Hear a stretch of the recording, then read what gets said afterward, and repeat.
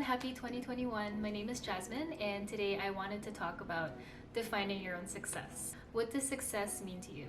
Do you consider yourself a successful person? Nothing in my life has changed over the past few years more than my definition of success. We all want to be successful because it's supposed to make us happy, but this is all based on society's terms and not our own. So I used to want all the things that a successful person would have, such as a nice house, or a nice car, or a lot of social media followers. But as humans, I think that we're so obsessed with numbers, even though we're wired to be dissatisfied no matter how much we actually have. The thing is, measuring our lives based on extrinsic values, which are all these external factors, don't really bring lasting happiness.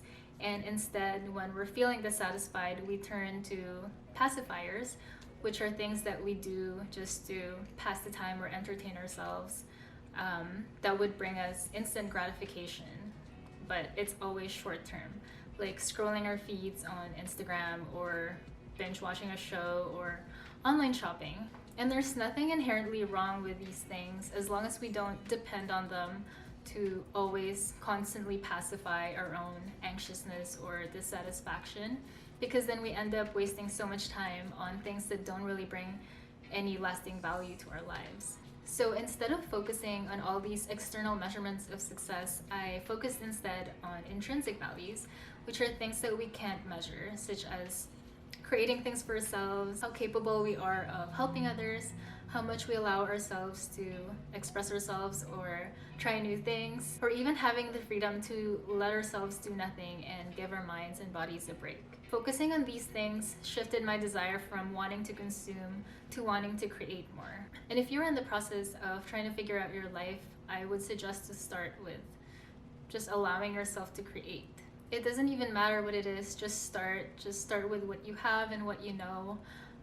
Make a YouTube video, take some photos, or cook something. The reason why creating is so fulfilling is because it allows us some space to just be ourselves as we are, and there is a lot of joy in being able to express that. It also has a lot of potential for contribution. When you share your words or your art or anything that you've made, such as like bread that you baked or dinner that you cooked, it brings meaning because it brings connection and it contributes to other people's lives. And you just never know whose lives you're enriching when you share a part of yourself. And this is all just through being ourselves.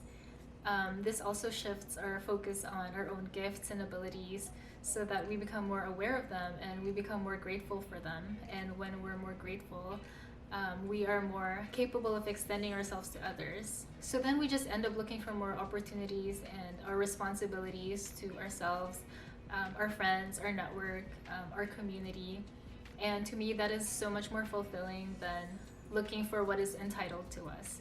And I think that's also why creating has so much more intrinsic value than consuming, because when we consume things, it's usually just for ourselves, and we don't even remember most of what we consume because there's just so much information or so much things that are bombarded to us. Creating and being able to serve others helps us realize what we're capable of and what is fulfilling to us. So over time, success to me started to look like having an outlet to be able to express myself, like this YouTube channel. Just being able to create something out of my own imagination where I only depend on my own creativity and nothing else is success to me. Success to me also started to look like finding a job that I love and being able to utilize skills that I'm really good at.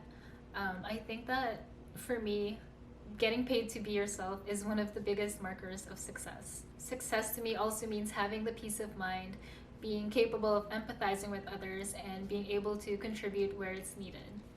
Considering these things as successful is not natural and is probably weird for some, because we're brought up to think that we have to rely on numbers to measure our success. But instead of chasing success to be happy, I think that we should chase things that fulfill us, and the rest will come naturally. I feel like a lot of us try to build ourselves into society's template of success, but we could also build it ourselves. So don't let society tell you what success should look like, because your success is unique. Thanks for listening to my New Year's rant. I hope that it helps somehow, and I hope that it helped you see things from a different perspective if you are just trying to figure your life out. Thanks for listening, and I will see you in my next video.